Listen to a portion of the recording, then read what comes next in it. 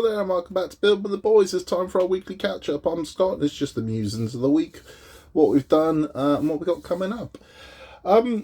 It's been a mad one this past week, to be honest with you. I've been swamped at work, and then I got Titanic came barreling in a few days earlier than I was expecting it, so I wasn't ready for it, but I can resist everything except temptation.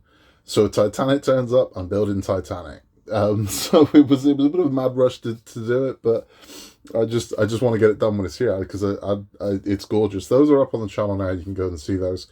We you know what, I've got it here. So we have a very impressive chunk of ship now. It's looking really nice. We have the winch mechanism, which works. It's noisy at the moment. You hear that? It's certainly not Ecto 1 light bar noisy, but by the time this has got decks on it and this is all sealed in, you ain't gonna hear that. And if you do, it's gonna be so subdued, it's not really gonna make an impact. But man, the Titanic is looking really nice, and it has been slow progress because we started this build very bizarrely doing 2 at a time as opposed to the normal kind of 2 then 4 4 4. So it has been slow progress, but now we're starting to get some kind of substance now, and I think it's looking gorgeous. But that was good. The other thing that we did, you can see them up on the shelf over here. Book Nooks. So I got the time travel book Nook for my birthday. I say I got it for my birthday. I got it because it was my birthday, so I thought I'm having a model. So I built the time travel book Nook. The video of that's up on the channel. And then I got some Amazon vouchers for my birthday, and I bought the Magic House book Nook, which I wasn't overly enthusiastic about. Of the 4 that they're from a company called Row Life, of the 4 that they do, it was the one I wanted the least, but an offer came up on Amazon that was too good to pass up, so I went for it. And I'm really happy that I did, because it has turned out beautiful. It's a gorgeous thing. These are lovely little builds, so if you are interested in doing a book note, they are good ones to go for. Again, the video's up on the channel, so you can go and see that one. But they're a beautiful thing. Just quickly, speaking of Titanic, I got my final free gift from Titanic. So I got the pocket watch. It's all right. I mean, I think I was a little harsh on it when I mentioned it the first time. The quality ain't great. It's a free gift. It's a cute little thing. I don't know. I just find it a little odd as a gift. I just find it a little strange. Was my thing. I get that it's kind of old timey, no pun intended. But I just find it a little unusual as a free gift. I just find it a bit strange. I know France, I believe, got like a commemorative medal or a coin. I kind of think I would have preferred that, if I'm honest. I don't mean to dump on the gift. I don't know. I just find it an odd gift.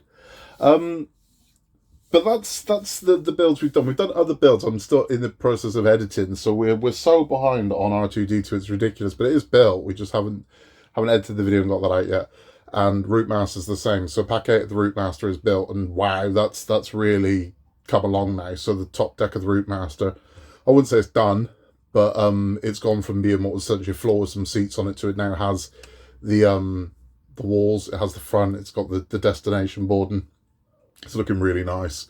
And we've only got 4 packs of that left to go. Because it's through the Agora method, it seems like it's been such a quick turnaround.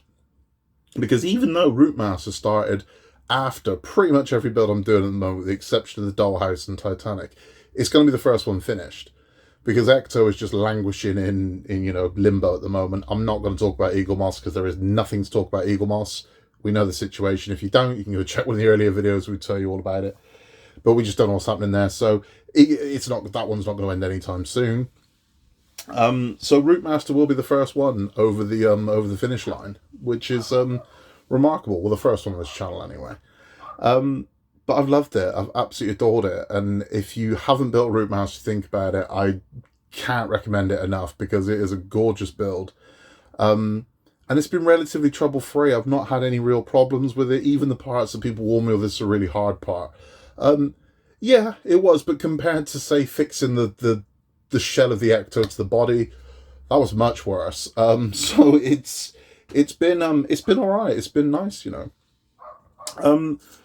So when that one ends, I'm going to be looking to build something else. And I am going to build something from Agora. I am going to hang out and wait to see what's under their cloth before I pull the trigger on anything with them.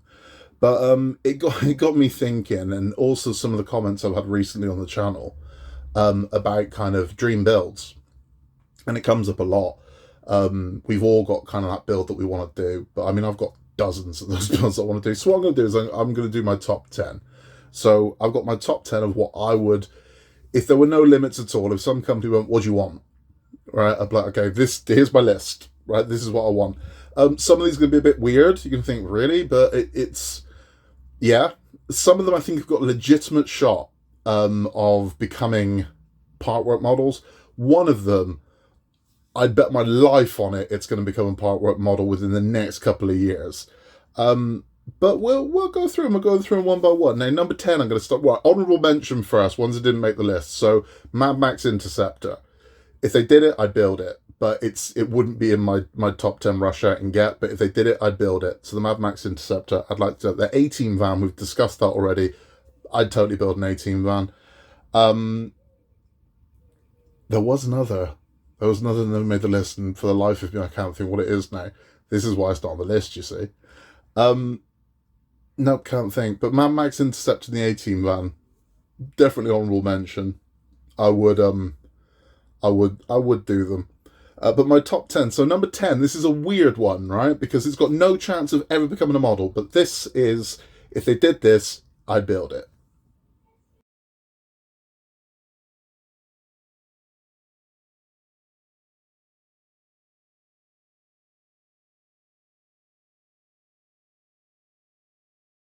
Gorgeous, right? But this is what's got no chance of becoming a model. That is Captain Nemo's Nautilus car from the League of Extraordinary Gentlemen. Now, if you've never seen the League of Extraordinary Gentlemen, keep it that way, because it is one of the worst films ever made. It is bloody abysmal. I don't know how if you ever read the book, you'd get why. I mean, it's a bad enough film having not read the book, but if you've read the book, you're like, how did you get that from this? How did you read this and make that? How did that happen? Because it's shockingly bad. I mean, it's a bad movie, but that car is a standout. That car is beautiful. The one thing I cannot fault that movie for is the set design, and pieces like that. I mean, my God, that car is beautiful. I mean, it's stunning. So if I could have a 1/8 of those, damn right, I'd build it. I'd build it in a heartbeat. But what is the chances of Hachette or Agora or D'Agostini or anyone going, hey, you know what'll sell? If we made the car from that film that was one of the largest box office bombs in history, people would be all over it. It's unlikely, isn't it? It's unlikely. That said, based on that, it'd be a pretty cheap license. No?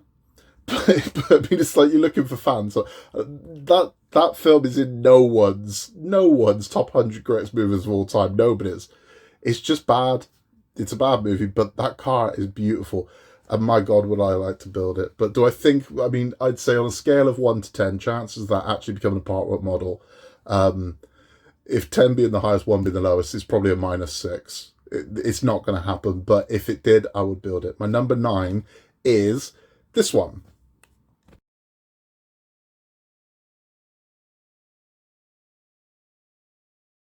So that's the Jurassic Park Explorer. It's a Ford Explorer. And I think it's gorgeous. I just think it's an iconic car. Now, this is the bizarre thing about that car. It's barely in the movie, but we all remember it. But it is barely in the movie. I mean, you see it in when they first get into it, when it trundles along, and naturally you see it throughout the T-Rex attack. But that's it. From then, it's out. So over the next, what is it, 6 movies? You don't see it again. I mean, it doesn't feature in any other movies, but it's iconic. It's Jurassic Park, you know, and I'd build it.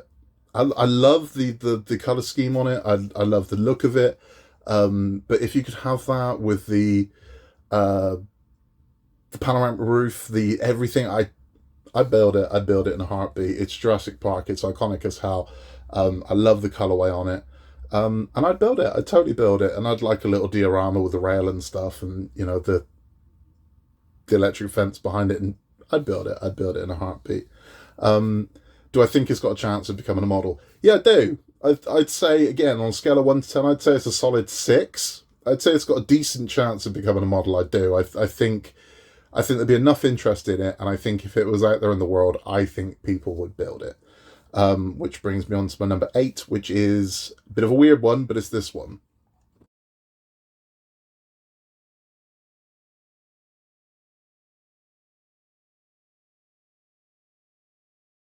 So that is the Haunted Mansion from Disney World. Now, I know that's odd because normally these models are cars and boats and planes and ships and, well, yeah, but I'm currently building a Disney Doll's house. So, if, say, Hachette were to do a version of the Disney Doll's house, which wasn't a doll's house as such, but the ride. So if it had the rooms from the Haunted Mansion, because if you've never been on it, you go through the different rooms. So you go through the seance room at the beginning with Madame Leota's head in there, and she basically wakes the ghosts up. If you could have that and a stretching room, there's a room in it that stretches and the paintings stretch, and little effects that went in there. So Pepper's ghost effects to make it like a ghost floating around in there. In a heartbeat, I'd get that. I think that would be gorgeous. I think just a full-size kind of Haunted Mansion, I think would be a beautiful thing, and I 100% would get that one. But yeah, it's. Do I think it's got a chance of becoming a model? No, I don't. To be honest with you, I think it's too niche. I think scale of 1 to 10, 3. I think it's got a chance because of the Disney thing, but I think it's more likely we'd see a Halloween extension to the Disney Doll's house. It's already got a Christmas and a summer extension. I could see a Halloween extension to the Disney Doll's house that might add some elements of that in there. Do I think it'll be a full model? No. I think it's got an outside chance. I'd give it a 3 of becoming one. So what are we on now? That's number 7. So number 7, I would go with this one.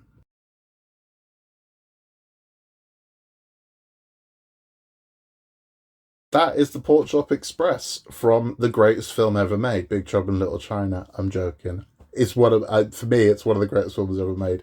I love that movie, and I love that truck. Now there's nothing particularly bespoke about the Pork Chop Express, with the exception of the decal on the side that states it's the Pork Chop Express. Some of the bits on the wheel trims and the grill. Nothing else about it is any different than a typical big rig, but I'd build it in a heartbeat. I would build it in a heartbeat. So much so, if one of those rigs ever comes out, I might buy it and just paint it to look like the Pork Chop Express. Do I think it's got a shot of becoming a model? No. Because even though Big Trouble in Little China does have a very large cult following now, and I believe it's being remade with The Rock, because everything's remade with the bloody Rock, it is... I mean, Big Trouble in Little China bombed at the box office. It did not do well. It was a flop. So do I think it's got a chance to become a model? No, I don't think there's enough interest in it. I think you'd find guys like me, and I'm sure there are others out there like, oh, I love that movie, that would buy it, but there ain't enough of us, anywhere near enough of us. So again, I think maybe a 2, possibly a 3 out of 10 chance of becoming a model. But the next one, I think, is almost a shoo-in, and it's this.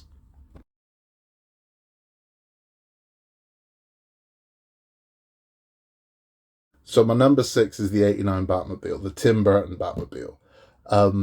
The Street Fighter Batmobile is also known as. It's almost definitely going to be a part work. It just is, right? So we know Hachette are doing the Tumbler. We know that comes out in January. We know that the 66 Batmobile exists. Eagle Moss were going to do it before they disappeared. So we know that it exists. There are parts of that out there in the world. You can get them on eBay if you want to pay stupid amounts of money for what were the trial parts. You can get the trial parts of the 66 Batmobile. They are out there in the world. It exists.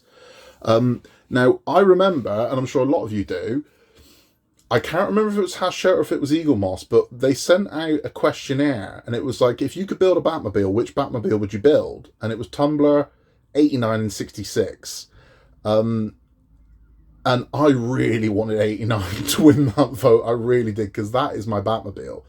I was never going to build the 66. I had no interest in building the 66 at all, because even though it is a beautiful car, and I'm not going to take that away from it, it is gorgeous, it is iconic, it ain't my Batmobile.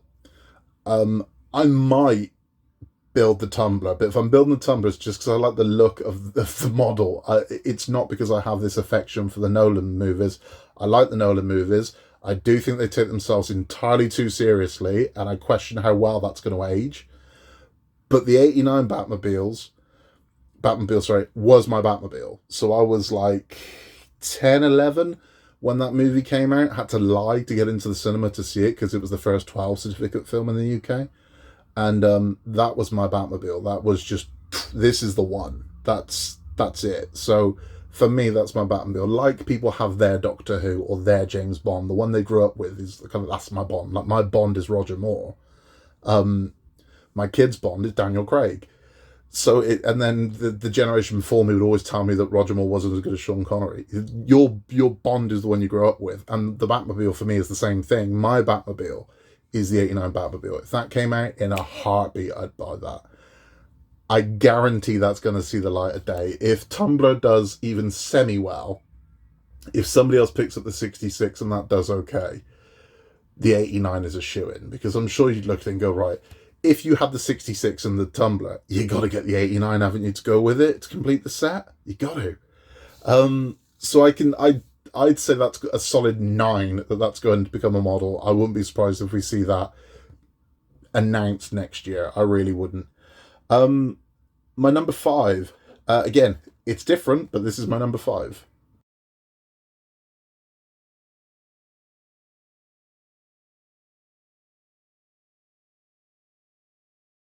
Wonder Wheel. Now, those who don't know Wonder Wheel is a very large Ferris wheel on Coney Island. It features heavily in a lot of movies, but it features very prominently in the 1979 flick The Warriors, which is one of my favourite films. If you've never seen it, it's about rival gangs from New York. They get together for a meeting. Everything goes Pete Tong, and they have to get back to their borough of Coney Island, yet they're miles away. And Wonder Wheel is a beacon to them. It means they're home. If they can see it, we're home. And it resonates with me. Where I live, there's a very iconic building. And if I've been traveling for work, when I'd lived away from home and came back, if I saw that building, I'd see the top of it lit up in the night, and I'd know I was home. And that sort of resonated with me, the Wonder Wheel being the beacon of home. And I'm sure we've all got that somewhere. You know, if you go past a certain thing, like, I'm home. And I just love it. And Wonder Wheel is a gorgeous thing. I like Ferris wheels. You can see the background. I've got one over here, a Ferris wheel model. Wonder Wheel's unique in that it doesn't have static carriages. So half the carriages on Wonder Wheel are static. They stay where they are. The rest of them slide. So when it turns up to a certain point, the carriage slides inside to another wheel inside Wonder Wheel. If I could make a working model of that, and it all lit up, and it had the chase and light sequence going around it, and man, in a heartbeat. So that is my number 5. It's a weird one. Do I think it's got a chance of becoming a model? Nope. I think it's possibly got a 3, maybe a 4 chance of becoming a model. But I'm not holding my breath, put it that way. So my number 4 is this one.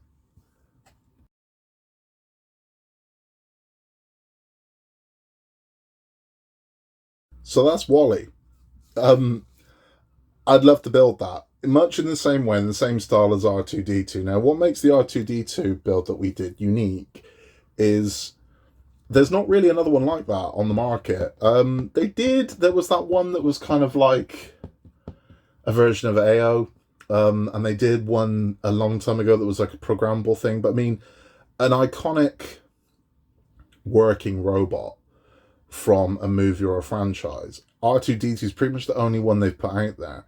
So if Wally was available, and he worked and he moved, his eyes moved, in a heartbeat, it is a gorgeous movie, and it's a great character. And I think as a model, that thing would have a hell of a lot of personality and character going for it. It is a strange one because, again, we tend to go for these more kind of adult sci-fi things, but no, in a heartbeat. If he was available, I would build him, and I think he would be gorgeous. Do I think he's got a chance of becoming a model? Yeah, I do. I genuinely do. I think Hachette put a lot of Disney stuff out there. I don't think it's beyond the realms of fantasy that he potentially could at some point. It's unlikely, but I'd say he's got a solid 5 chance of becoming a model out of 10. It could happen. Probably won't, which is why I'm going middle ground, but I think he's got an outside chance. So my number 3 is this one.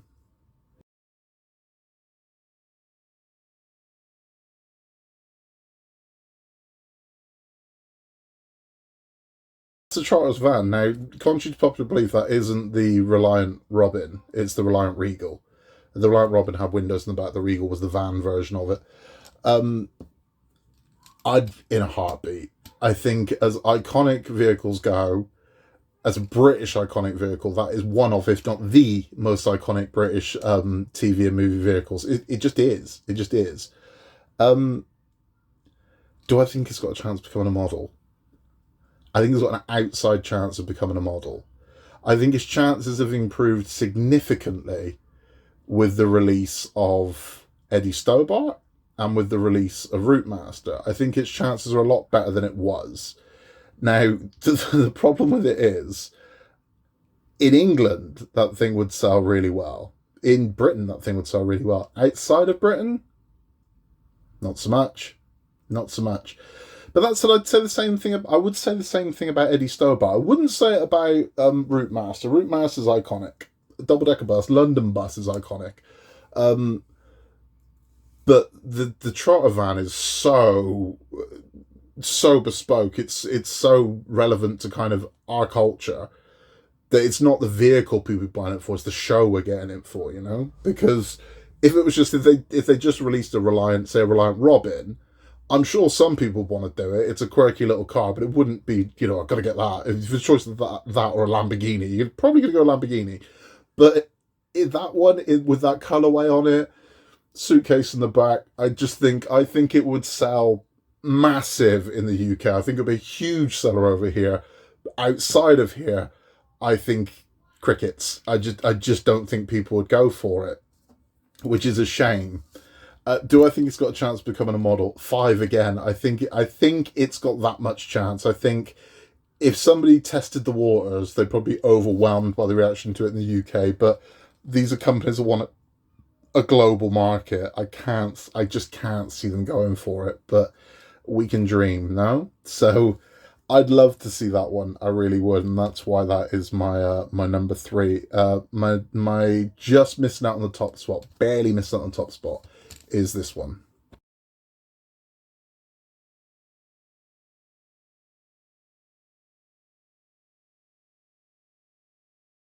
That's the 1958 Plymouth Fury. For those of you who don't know, that's Christine. So from the Stephen King novel Christine and the John Carpenter movie Christine, that's the car. That's the 1958 Fire Engine Plymouth Fury, the white wall tires, and my God, is it beautiful. What I love about the Plymouth Fury is it's got all of the curves and the kind of the style of a Cadillac, but it's pure muscle. That thing was like a bat out of hell for its day. It wasn't a cruiser. It was for speed. The Plymouth Fury was an absolute bitch, and it was a beautiful car. I adore the Plymouth Fury. If I could own a Plymouth Fury, real one, I'd have one in a heartbeat. I've heard they handle terribly, and the top speed actually is kind of sucks, but I don't care. In a heartbeat, I would own one of those.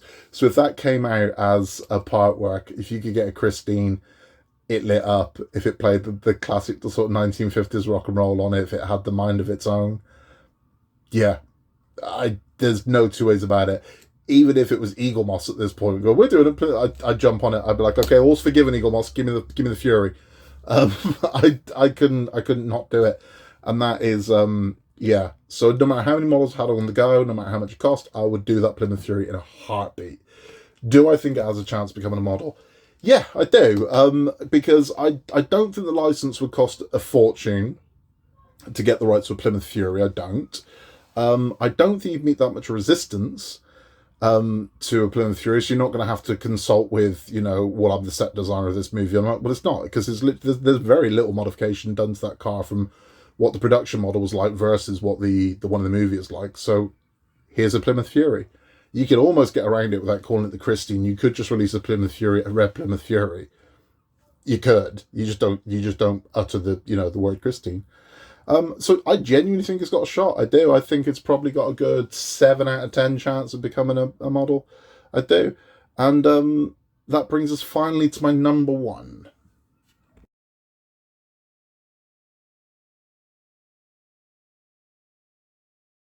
That's what I want. I want a 1-to-1 scale, full scale proton pack part work. That's what I want. Now, I know what you're going to say. You can buy them. I know you can.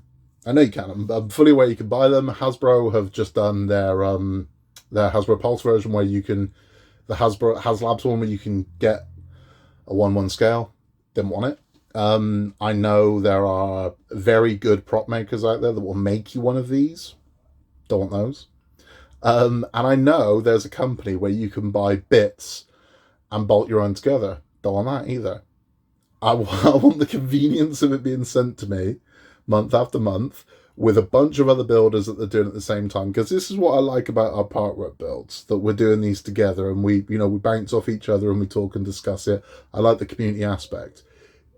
The thought of all of us building a proton pack, and when that magic moment comes after 2 years where we're all putting them on, that's what I want, right? That's what I want. So to have thousands of people all building our proton packs together and then having the moment where we all put them on, that's what I want, right? And it is one of the most iconic movie props ever, and I just want it. Would I walk around wearing it? Yeah, probably. I'll tell you I won't, though. No, I wouldn't. Of course I wouldn't. I just want it to mount on the wall. Honestly, Your Honour. That's what I want it for. I'm not going to wear it and run around. Honestly, I don't have a giant picture of Vigo on my wall over there either. I swear to you, I do not have Vigo on my wall. He's not there. I swear to you. I don't know, it's like, if you've never seen what's direct, you won't have ever seen my fourth wall. So where you are right now, there's a giant picture. Well, there's a giant Ghostbusters logo. That's what's on my wall. So yeah, if I could build a proton pack, a 1-1 scale proton pack in a heartbeat, that's the ultimate part work for me. That is the one, and my God, would that be cool. And that's a little insight into what I want. But I'd be very, very interested to hear what yours are. What are your ultimate? You can tell me what your ultimate one is. You can tell me what your top 10 is. I'd love to hear them. Smack them in the comments and let us know. Let us know what are your ultimate builds.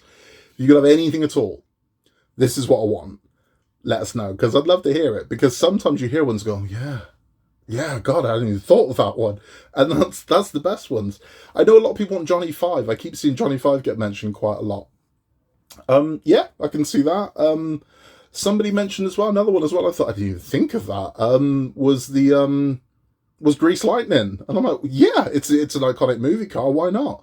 And I've heard loads. Airwolf is one that goes around a lot. Street Hawk is another one I heard. And I'm thinking, yeah, these are, yeah, they're viable. But let us know in the comments. Let us know what's your ultimate build, because I'd love to hear it. I'm sure everybody else would as well. And it'd be good to hear them. But for me, that's the dream. That thousands of us build a proton pack and all end it at the same time in 2 years, and then just all. It would be the best. It'd be the best. It'd just be so much fun. So what have we got coming up on the channel? We have got R2D2. I promise you R2D2 will be up on the channel. If not this weekend, it will be Monday, I promise. Route Master will be on the channel next week as well. So R2D2 and Route Master definitely will be. I've had notification that Iron Man has shipped. So Iron Man may be on the channel next week. Don't know. We'll see when it turns up.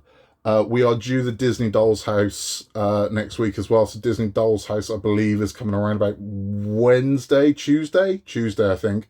So that will be on the channel as well. And anything else that comes up in between, because I got bought a lot of stuff for my birthday that I just haven't had a chance to do. I am supposed to be going to Germany in like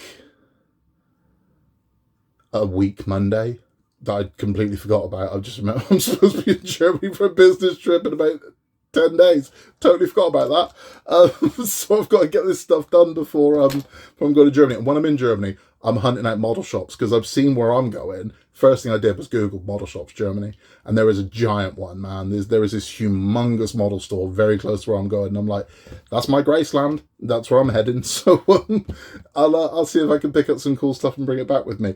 That is all for this week. In a world where you can be anything at all, just be nice. If you haven't yet, hit the like button, hit the subscribe button, and drop a comment. We'd love to know about your builds. Or if you're too shy to drop a public comment, you can contact me at buildingwiththeboys@outlook.com.